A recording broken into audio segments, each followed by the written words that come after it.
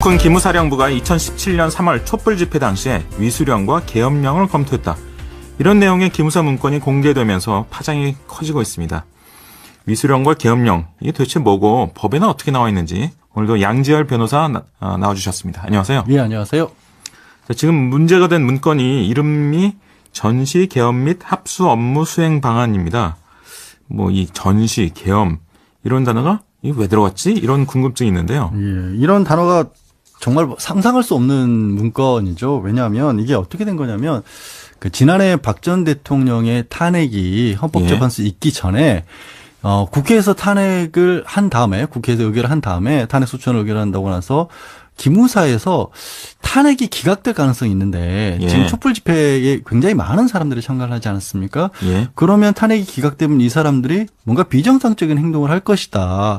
쉽게 말씀드려서 폭도로 변할 가능성이 있다. 그걸 예측하고 만든 문건이죠. 그러면 어떻게 할 것이냐를 예상을 쓰고 시나리오를 만든 건데 첫 번째로 위수령이라는 걸 발동을 합니다. 이거는 좀 이따 말씀을 더 드리겠습니다. 근데 위수령을 발동을 해서 위수령만으로 해결이 안 될 경우에 계엄을 선포하겠다. 그런데 계엄을 하게 되면 계엄은 이제 기존의 경찰의 치안 병력 대신에 치안 경력 대신에 군이 나서서 이제 질서를 맡겠다는 거고 경찰 역할을 군대가 대신하는 거죠. 사법부도 필요 없고 행정권도 필요 없고 그다음에 뭐 언론 통제 이런 것도 다 할 수 있는 건데 국회 기능 이런 것도 다 정지되고 그렇죠. 그 구체적인 내용이 너무나 놀랍게도 서울 수도권에 탱크 400대, 장갑다 1000대, 특전사부대 1,400여 명, 종합해서 군인 4,800여 명을 들여오겠다는 겁니다. 그렇게 해서 서울에 주둔시키겠다. 주둔시켜서 뭐 청와대 40대, 국회 40대, 뭐 헌법재판소 40대 이런 식으로 지금 탱크를 밀고 들어오겠다는 건데요.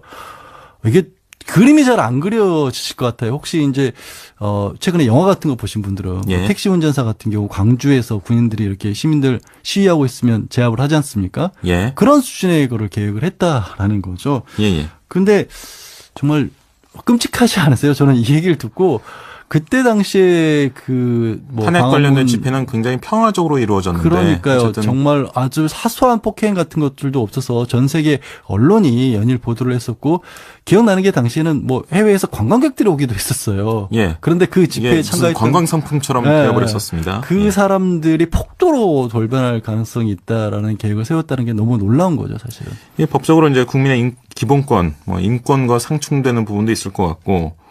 또 시민단체나 이런 데서는 내라는 무죄로 이거를 수사해야 된다. 이런 이야기들이 올라오던데요. 제가 주목하고 있는 부분은요. 사실은 위수령이라는 게 여기 들어가 있다는 겁니다. 위수령. 왜냐하면 정말로 있을 수 없는 일이었지만 어찌됐든 만약에 시민들이 폭도로 돌변을 해서 경찰만으로 감당할 수 없는 정도의 상황이 된다면 바로 계엄을 선포하면 돼요. 대통령이. 왜냐하면 탄핵이 기각됐기 때문에 대통령은 그대로 대통령으로 남을 거거든요. 권한을 회복하니까. 근데 위수령이라는 건 뭐냐면 위수령이나 계엄령이랑 비슷비슷한 거 아니야? 같은 영자 들어가고 뭐 이런 생각이 들 수가 있는데 군대 다녀오신 분들은 위수 지역이라는 걸 알 겁니다. 본인의 군 부대가 담당하고 있는 지역인 거죠. 거기를 경비하도록 돼 있는 거예요. 근데 그 위수 지역을 이 서울시 같은 지역에 설정을 하는 겁니다. 그래서 군이 그 지역에 원래 위수라고 하는 것은 군부대 시설을 보호하다는 거거든요. 군 자원을 보호하는 건데 그렇게 서울시의 일부 지역을 군시설처럼 설정을 해놓으면 마치 그게 군부대의 보호를 하는 것처럼 돌변하는 겁니다. 근데 이 위수령에 보면요. 어떤 조항이 있냐면 일반인들, 그러니까 민간인들을 향해서 군인들이 현행범으로 체포를 할 수 있는 조항이 나옵니다. 근데 민간인들이 살인이나 강도 같은 걸 한다. 여기까지는 뭐 그럴 수 있다고 쳐요. 근데 거기에 어떤 조항이냐면 폭행이 나옵니다. 근데 폭행은 법적으로 봤을 때 그냥 우리 시위하다가 왜 뭐 정말 심각한 폭력이 아니라 이 시위대를 막고 있는 뭐 경찰이면 경찰을 이렇게 몸을 좀 밀친다든가 하는 정도 상황이 있을 수 있지 않습니까? 이것도 법적으로는 다 폭행이 될 수. 폭행이거든요. 거기에 더 황당한 거는요. 조항에 저도 처음 봤습니다. 도망이 들어가 있습니다. 도망가는 사람을 쫓아가서 체포할 수 있는 게 위수령과 관련된 조항에 들어있군요. 그러니까 도망이 범죄의 이름은 아니잖아요. 도망이란 범죄 들어보셨어요? 못 들어봤습니다. 법률 조항에 도망이라고 돼 있어요. 물론 형사소송법상에 어떤 얘기가 있냐면 뭔가 거동이 수상한 사람이 검문에 응하지 않고 도망가면 이게 잡아서 검문에 응하지 않고 도망간다면 잡을 수 있다는 건 있는데 그 도망이라는 게 들어가 있는 거예요. 이게 위수령에. 게다가 그리고 나서 그럴 경우에 폭행은 또 이어지지 않습니까? 제한적이지만 병기를 사용할 수 있다고 돼 있어요. 그럼 왜 이게 문제냐면 그런 상황이 벌어지면 폭행으로 과잉 진압을 하게 되면 혹시 또 여기서 유혈 충돌 사태가 벌어질 수가 있다는 거죠. 1980년 광주와 같은 딱 그런 예. 일이 벌어져요. 그러면 그걸 빌미 삼아 계엄을 선포하겠다는 겁니다. 예. 이게 지뢰 같은 걸 설치해 놓은 거예요. 결국 위수령과 계엄이 비슷해 보이지만 사실은 위수령을 먼저 이제 선포를 해놓으면 예. 자연스럽게 계엄으로 이어질 수 있는 그럴 징검다리가 가능성이 굉장히 되는군요. 높아진다는 측면에서 이게 위수령을 넣었다라는 게 애초에 폭도로 돌변하면 계엄하면 돼요. 근데 그거를 유도하려 한 것이 아니냐, 유도할 가능성을 만들어버린 게 아니냐는 생각에서 그래서 아마 시민단체에서도 이런 정도면 내란 음모가 아니냐라고 얘기를 할 수가 있는 거죠. 실제로 내란 음모죄를 물을 수 있을까요? 그거는 이제 어떻게 보느냐의 가치의 차이인데 말씀드린 것처럼 탄핵이 기각된 상황을 예정한 거라서 예. 현직 대통령이 권력을 가지고 있는 상황이죠. 예. 그래서 현직 대통령에 반대하는 사람들을 제압하는 거기 때문에 그러면 일반적인 의미의 쿠데타와는 성격이 다르다. 이렇게 예. 보면 내란 음모가 안 될 거고 국가의 주인이 누구냐. 위임받았지만 잠시 권력을 가지고 있는 정권이냐 아니면 예. 국민이냐. 국민이 원하지 않아서 계속해서 시위를 하는데 그걸 무력으로 진압하겠다는 거는 예. 그것이 바로 헌법 정신을 위배된다라고 본다면 그건 내란 음모가 될 수도 있는 거죠. 근데 일각에서는 군은 원래 최악의 상황에 대비할 수밖에 없는 조직 아니냐.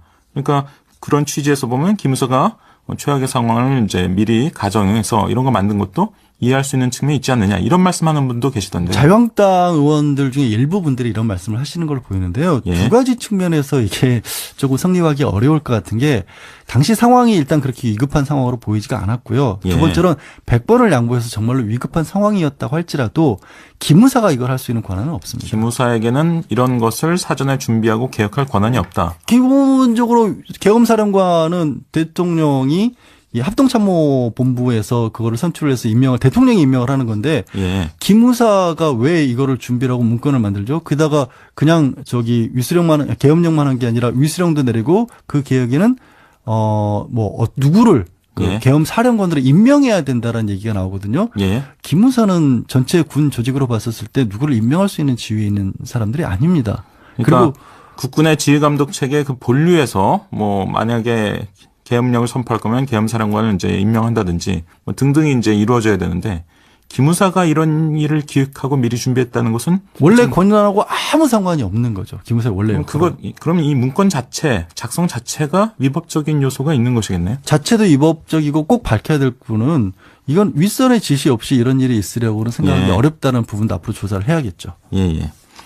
사실 위수령이나 계엄령 이런 말 들으면 우리 한국 현대사의 그 어두운 그 몇몇 사건들이 떠오르지 않습니까? 우리 역사에서 이런 게 언제 발효됐었고 어떤 사건과 연관이 되어 있는 건가요? 지금 위수령은 사실 한 50년대부터 있긴 있었어요. 근데 예. 이거 위수령을 아까 말씀드린 것처럼 군부대용이 아니라 실제 시위에 돌변하게 만든 거는 65년도에 이 김종필 전 총리 타계했었을 때 제가 이 자리에서 말씀드렸는데 예. 한일 협정이 잘못되고 해서 예. 전국적으로 시위가 벌어지지 않습니까? 예. 그때 박정희 전 대통령이 이 위수령을 응용해서 이 시위를 진압하는 데 썼습니다. 그게 최초로 썼던 거죠. 일반적인 시민들의 활동에 대해서 위수령을 적용하게 된 이런 경우군요. 그렇죠. 그다음에 71년도에 그때도 이제 박정희 대통령 당시에 부정선거 규탄 시위가 많이 일어났었습니다. 또 79년도에 북마항쟁 당시에도 이 위수령을 응용해서 시위를 진압을 했던 거죠. 군을 동원한 겁니다. 쉽게 말해서. 그러면 아까 말씀하신 것처럼 이제 이런 위수령이 계엄령으로 넘어가기엔 어떤 이 징검다리 역할을 하는 대부분 그렇다고 봐야 되죠. 위수령을 군이 들어와서 진압을 하게 되면 아무래도 과격한 진압이 이루어지기 쉽고 거기에 또 저항도 거세지는 거잖아요. 그러면 그때 당시 계엄이 이제 헌법에 보면 이 전시나 사변, 기타 이에 준하는 비상사태가 있었을 경우에 대통령이 계엄법에 따라서 비상조치를 취할 수 있다. 그렇게 내려지는 게 계엄령이거든요. 그러니까 계엄령은 그나마 헌법이 근거가 있는데 위수령은 이거를 만들 수 있다는 근거가 없어요. 그러니까 위수령도 굉장히 심각하게 국민의 권리를 제한하는 건데 우리 대한민국 헌법은 분명히 국민의 기본권을 제한하려면 법을 만들어서 해라고 그랬거든요. 그런데 위수령은 상위법이 없습니다. 위수령 요즘 그 폐지 절차 밟고 있다 이런 얘기도 있던데요. 그렇기 때문에 폐지를 해야 마땅한 거고요. 사실 그 마지막으로 17년대 쓰인 이후로는 30년 동안 쓰인 적도 없어요. 위수령은. 그러니까 사실 사문화된 법이나 마찬가지고 이게 상위법도 없이 그냥 대통령 명령으로 만들어진 거기 때문에 국회 동의도 필요 없습니다. 폐지하는 데도. 그냥 국방부에서 이거 폐지합시다라고 의견 모아가지고 대통령이 폐지해버리면 되는 거예요. 저는 이것부터 하루빨리 없애야 된다라고 봅니다. 그러고 보니까 위수령은 그것 자체, 존재 자체가 위헌적 요소가 있는 거네요. 저 개인적으로는 100% 위헌이라고 생각을 합니다. 이미. 100% 위헌이다. 왜냐하면 근거 법률이 없는 상태에서 국민의 기본권을 심하게 제약하니까요. 예. 어쨌든 기무사에서 이제 누가 만들었고 누구의 지시를 받았는지 이런 것들은 아직 밝혀지지 않고 있는 것 같은데. 일단 국방부에서 1차 조사를 하고 기무사 자체 개혁 TF를 출범을 시켰기 때문에 예. 개혁 TF를 하는 과정에서 이런 것들도 밝혀져야 될 것으로 보여요. 왜냐하면 기무사는 원래 이제 보안이라든가 예. 방첩을 하도록 돼 있지 않습니까? 예. 간첩 잡는 데죠, 쉽게 예, 말씀드려서. 원래 그런 기능이죠. 근데 지금까지 기무사가 항상 문제를 일으켰던 걸 보면 90년대 뭐 선거 개입, 민간인 사찰을 했다거나 최근까지는 쌍용차 파업 현장에 기무사 군인들이 갑자기 나타나고 세월호와 관련해서 어떻게 유족들을 좀 잠재울 것인가 이런 것들을 기무사에서 문건까지 만들어가면서 최근 들어 연일 그런 사건들이 보도되었었습니다. 그러니까요. 예. 그러면 기무사가 이대로 일을 하도록 내버려 두는 게 맞느냐라는 근본적인 고민을 해야죠. 일단 기무사 개혁 TF의 활동 결과를 좀 눈여겨봐야 되겠습니다. 40대, 뭐 헌법재판소 40대 이런 식으로 지금 태클을 밀고 들어오겠다는 건데요. 이게 그림이 잘 안 그려지실 것 같아요. 혹시 이제 최근에 영화 같은 거 보신 분들은 예. 택시 운전사 같은 경우 광주에서 군인들이 이렇게 시민들 시위하고 있으면 제압을 하지 않습니까? 예. 그런 수준의 거를 계획을 했다라는 거죠. 예. 근데 정말 끔찍하지 않으세요? 저는 이 얘기를 듣고 그때 당시에 탄핵 관련된 집회는 굉장히 평화적으로 이루어졌는데. 그러니까요. 어쨌든 정말 아주 사소한 폭행 같은 것들도 없어서 전 세계 언론이 연일 보도를 했었고 기억나는 게 당시에는 뭐 해외에서 관광객들이 오기도 했었어요. 예. 그런데 그 집회에 참가했던 관광 상품처럼 되어버렸었습니다. 그 사람들이 폭도로 돌변할 가능성이 있다라는 계획을 세웠다는 게 너무 놀라운 거죠, 사실은. 예, 법적으로 이제 국민의 기본권, 뭐 인권과 상충되는 부분도 있을 것 같고. 또 시민단체나 이런 데서는 내라는 못죄로 이거를 수사해야 된다 이런 이야기들이 올라오던데요. 제가 주목하고 있는 부분은요. 사실은 위수령이라는 게 여기 들어가 있다는 겁니다. 위수령. 네, 예. 왜냐하면 정말로 있을 수 없는 일이었지만 어찌됐든 만약에 시민들이 폭도로 돌변을 해서 경찰만으로 감당할 수 없는 정도의 상황이 된다면 바로 계엄을 선포하면 돼요. 대통령이. 왜냐하면 탄핵이 기각됐기 때문에 대통령은 그대로 대통령으로 남을 거거든요. 권한을 회복하니까. 근데 위수령이라는 건 뭐냐면 위수령이나 계엄령이나 비슷비슷한 거 아니야? 같은 거 아닌가 영자 이런 들어가고 드는데요. 뭐 이런 생각이 들 수가 있는데 군대 다녀오신 분들은 위수 지역이라는 걸 알 겁니다. 본인의 군 부대가 담당하고 있는 지역인 거죠. 거기를 경비하도록 돼 있는 거예요. 근데 그 위수 지역을 이 서울시 같은 지역에 설정을 하는 겁니다. 그래서 군이 그 지역에 원래 위수라고 하는 것은 군부대 시설을 보호하다는 거거든요. 군 자원을 보호하는 건데 그렇게 서울시 그래서 아마 시민단체에서도 이런 정도면 내란 음모가 아니냐라고 얘기를 할 수가 있는 거죠. 실제로 내란 음모죄를 물을 수 있을까요? 그거는 이제 어떻게 보느냐의 가치의 차이인데 말씀드린 것처럼 탄핵이 기각된 상황을 예정한 거라서 현직 대통령이 권력을 가지고 있는 상황이죠. 그래서 현직 대통령에 반대하는 사람들을 제압하는 거기 때문에 그러면 일반적인 의미의 쿠데타와는 성격이 다르다. 이렇게 보면 내란 음모가 안 될 거고 국가의 주인이 누구냐. 위임받았지만 잠시 권력을 가지고 있는 정권이냐 아니면 국민이냐. 국민이 원하지 않아서 계속해서 시위를 하는데 그걸 무력으로 진압하겠다는 거는 그것이 바로 헌법 정신을 위배된다라고 본다면 그건 내란 음모가 될 수도 있는 거죠. 근데 일각에서는 군은 원래 최악의 상황에 대비할 수밖에 없는 조직 아니냐. 그러니까 그런 취지에서 보면 기무사가 최악의 상황을 이제 미리 가정해서 이런 거 만든 것도 이해할 수 있는 측면이 있지 않느냐 이런 말씀하는 분도 계시던데요. 자유한국당 의원들 중에 일부 분들이 이런 말씀을 하시는 걸로 보이는데요. 두 가지 측면에서 이게 조금 성립하기 어려울 것 같은 게 당시 상황이 일단 그렇게 위급한 상황으로 보이지가 않았고요. 두 번째로는 100번을 양보해서 정말로 위급한 상황이었다고 할지라도 기무사가 이걸 할 수 있는 권한은 없습니다. 기무사에게는 이런 것을 사전에 준비하고 개혁할 권한이 없다. 기본적으로 계엄사령관은 대통령이 이 합동참모본부에서 그거를 선출을 해서 대통령이 임명을 하는 건데 기무사가 왜 이거를 준비하고 문건을 만들죠? 게다가 그냥 계엄령만 한 게 아니라 위수령도 내리고 그 계획에는 누구를 계엄 사령관으로 임명해야 된다라는 얘기가 나오거든요. 기무사는 전체 군 조직으로 봤었을 때 누구를 임명할 수 있는 지위에 있는 사람들이 아닙니다. 그러니까 그리고 국군의 지휘감독 체계 그 본류에서 만약에 계엄령을 선포할 거면 국군 기무사령부가 2017년 3월 촛불 집회 당시에 위수령과 계엄령을 검토했다. 이런 내용의 기무사 문건이 공개되면서 파장이 커지고 있습니다. 위수령과 계엄령, 이게 도대체 뭐고 법에는 어떻게 나와 있는지 오늘도 양지열 변호사 나와주셨습니다. 안녕하세요. 예, 안녕하세요. 지금 문제가 된 문건이 이름이 전시 개엄 및 합수 업무 수행 방안입니다. 뭐 이 전시, 개엄 이런 단어가 이게 왜 들어갔지? 이런 궁금증이 있는데요. 예, 이런 단어가 정말 상상할 수 없는 문건이죠. 왜냐하면 이게 어떻게 된 거냐면 그 지난해 박 전 대통령의 탄핵이 헌법재판소에 있기 전에 국회에서 탄핵을 한 다음에 국회에서 의결을 한 다음에 탄핵 소추안을 의결한다고 나서 기무사에서 탄핵이 기각될 가능성이 있는데 예. 지금 촛불 집회에 굉장히 많은 사람들이 참가를 하지 않았습니까? 예. 그러면 탄핵이 기각되면 이 사람들이 뭔가 비정상적인 행동을 할 것이다. 예, 예. 쉽게 말씀드려서 폭도로 변할 가능성이 있다. 그걸 예측하고 예. 만든 문건이죠. 그러면 예. 어떻게 할 것이냐를 예상을 쓰고 시나리오를 만든 건데 첫 번째로 위수령이라는 걸 발동을 합니다. 이거는 예. 좀 이따 말씀을 더 드리겠습니다. 근데 위수령을 발동을 해서 위수령만으로 해결이 안 될 경우에 계엄을 선포하겠다. 그런데 계엄을 하게 되면 계엄은 이제 기존의 경찰의 치안 병력 대신에 예. 치안 경력 대신에 군이 나서서 이제 질서를 맡겠다는 거고 경찰 역할을 군대가 대신하는 네, 거죠. 사법부도 예. 필요 없고 행정권도 필요 없고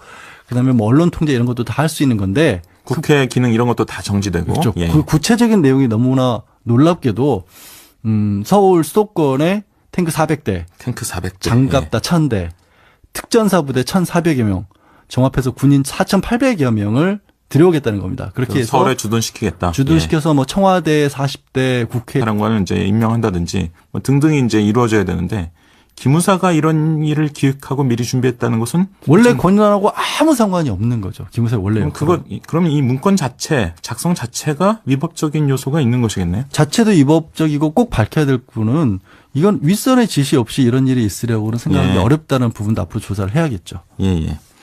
사실 위수령이나 계엄령 이런 말 들으면 우리 한국 현대사의 그 어두운 그 몇몇 사건들이 떠오르지 않습니까? 예. 우리 역사에서 뭐 이런 게 언제 발효됐었고 어떤 결과, 어떤 사건과 연관이 되어 있는 건가요?